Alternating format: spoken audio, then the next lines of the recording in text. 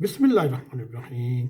मेरे अज़ीज़ दोस्तों, आप सबको नाग TV4 पर खुश आमदीद। मेरे अज़ीज़ दोस्तों, आजकल पाकिस्तान के जो हालात हैं, आप हमसे ज़्यादा बखूबी आगाह होंगे। हम आपको ये बताने की कोशिश करेंगे इस वक्त जो हालात हैं उनके नतीजे में हमारी रियासत पाकिस्तान क्या कीमत अदा कर सकती है। इस जीवन में सबसे पहले हम सब ने बड़ी कीमत अदा की, वो ये कि हमारे आइन की बालादस्ती थी और हमारी तारीख गवाह है। पाकिस्तान में आइन को हमेशा एक रद्दी का टुकड़ा समझा गया और मार्शल लॉ की आने का सबूत ये है वो हमेशा हमारे आइन के साथ खेल खेलते रहे और हमेशा आइन की बेहुरमती का कोई ना कोई नया तरीका ढूंढते रहे।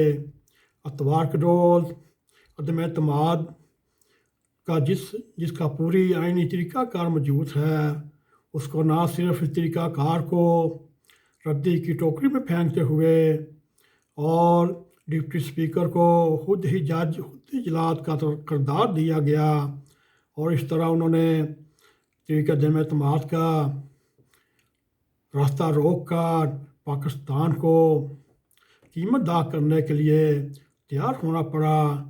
सबसे पहले हमारी जो कीमत थी वो हम अपने आप को पाकिस्तान का आइन को इस वक्त नहीं देखते हुए, और दूसरी कीमत हमें ये अदा करनी पड़ेगी हमारी खारजा पॉलिसी के हवाले से, और मज़ीद भी अदा की जा सकती है। हम बड़े दावे से ये कह सकते थे इमरान खान ने पाकिस्तान को बैन अल-अक़वामी तन्हाई से निकाल कर दोबारा आलमी स्टेज पर ले आया। दर हकीकत इस दौर हुकूमत में खारजा पॉलिसी के हवाले से एक से बढ़कर एक गलत कदम उठाए गए, वो चाहे सी पैक हो या चीन को नाराज़ करना हो, चाहे सऊदी अरब को नाराज़ करना हो, चाहे दुबई को नाराज़ करना हो, या फिर वज़ीर आज़म का दौरा रूस हो जो पाकिस्तान की साख को कमज़ोर करने का बायस बना, और हम इसी ज़हन में मुब्तला रहे पाकिस्तान ही तमाम आलमी ताकतों का मरकज़ और महवर है। वो ताकतें मिलकर चाहती हैं और पाकिस्तान के ख़िलाफ़ साजिश कर रही हैं। हकीकत ये है इस तरह से बेपरकी उड़ाई गई बातों को दुनिया में ना सिर्फ मजाक समझा जाता है बल्कि ठोस शवाहिद के बगैर ऐसी बात करना हमारे वतन अजीज़ के लिए बहुत ही नुकसानदाह साबित हो सकता है। इसके बरअक्स हमेशा आर्मी चीफ ने इमरान खान की गलतियों उसके बयानात को पर्दे में ढांपते हुए हमेशा पहले पहल की। इस बार भी उन्होंने पाक अमेरिका तल्लुकात मजबूत होने का अंदिया दिया और कहा हम कोशिश करेंगे मज़ीद वसअत पैदा की जाए। मेरे अज़ीज़ दोस्तों, तीसरी कीमत जो हमें चुकाना पड़ेगी वो PTI की फैलाई हुई नफ़रत बुग़्ज़ की सूरत में है, क्योंकि अब लोग पहले ज़बानी कलामी बहस मुबारसा में हिस्सा लेते मगर इस वक्त एक दूसरे के गिरेबान पकड़ने तक आ गया। यूँ हमारे माशरे में तहज़ीब तमीज़ और एक दूसरे को इज़्ज़त देने वाला जो कल्चर मौजूद था वो ख़त्म हो गया। गुज़श्ता रोज़ी नवाज शरीफ के लंदन दफ्तर के बाहर इसका अमली मुजाहरा भी देखने में आया, जहाँ PTI के 10 से 15 कारकुन मार्क्स में मुँह छुपा कर पहुँचे और नून लीग की कारकुनों से लड़ाई झगड़ा शुरू किया और हाथापाई शुरू की।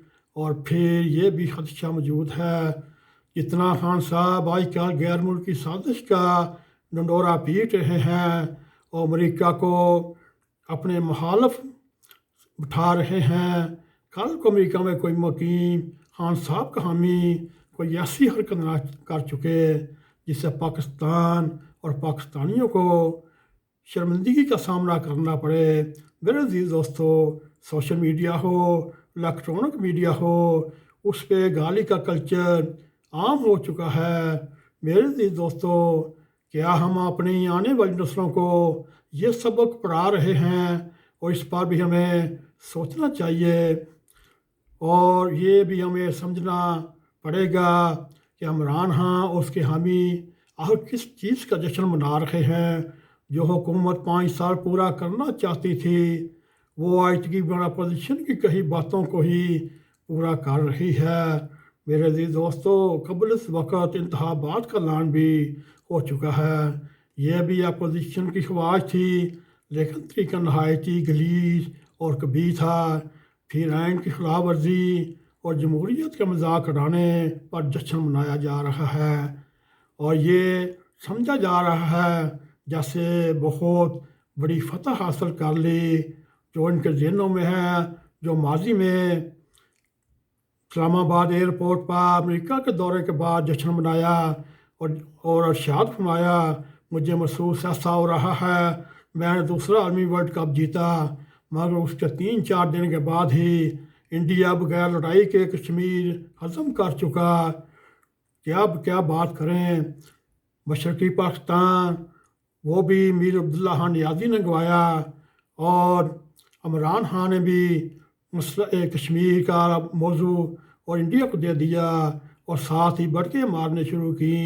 اس طرح سے ہمارا آئین مزید کمزور ہوا، اور اب پاکستان کا مسئلہ اپوزیشن کے مطالبات اور پی ٹی آئی کے حکومت میں رہنے سے آگے جا چکا ہے۔ میرے عزیز دوستو، یہی اب حقیقی مسئلہ ہے کہ اب مسئلہ عدم اعتماد نہیں رہا۔ اگر مسئلہ آئینی بحران بن چکا ہے، آئین کی یوں سر عام خلاف ورزی قابل برداشت نہیں۔ اب ہمیں یہ فیصلہ کرنا پڑے گا، ہم ایک ایسے ملک میں رہتے ہیں جہاں نہ صرف آئین کی خلاف ورزی کی جاتی ہے بلکہ اس کا مذاق بھی اڑایا جاتا ہے، یا پھر ہمیں ایک ایسے ملک میں رہنا ہے جہاں آئین کی پاسداری کرنی ہے۔ میرے عزیز دوستو، یہ آپ نے فیصلہ کرنا ہے، آپ کس قسم کے ملک میں رہنا چاہتے ہیں۔ اور اتوار کے روز جو ہوا وہ قبل از وقت انتخابات تک پہنچنے کا ایک بہترین رستہ تھا۔ یہ ایک رستہ ہے جس پر چلنے کی قیمت ہمیں آنے والی نسلوں کو چکانا پڑے گا۔ یہی بات ڈول بجانے والوں اور طبلہ بجانے والوں، آتش بازی کرنے والوں اور امریکہ کے خلاف نعرے لگانے والوں، جیسا کہ حکومت ختم کرنے کی سازش میں حکومت خود ہی ختم ہو چکی میں رہنے والے پی ٹی آئی کے حامیوں جو وہاں جشن منا رہے تھے، سمجھ نہیں آتا اب ایک مرتبہ پھر یہ نہ ہو نیا پاکستان کی رٹ لگانے والے کہیں پرانا پاکستان بھی اپنے ہاتھوں سے گنوا نہ بیٹھے۔ میرے عزیز دوستو، اس وقت جو پاکستان کی صورتحال ہے، اس میں ہم آپ کو بتانے کی کوشش کی پاکستان کو کیا کیا قیمت ادا کرنی پڑ سکتی ہے۔ میرے عزیز دوستو، آئیے ہم دعا کرتے ہیں اللہ تعالیٰ پاکستان کو اپنے حفظ و امان میں رکھتے ہوئے اس کی حفاظت کا سامان پیدا فرمائے۔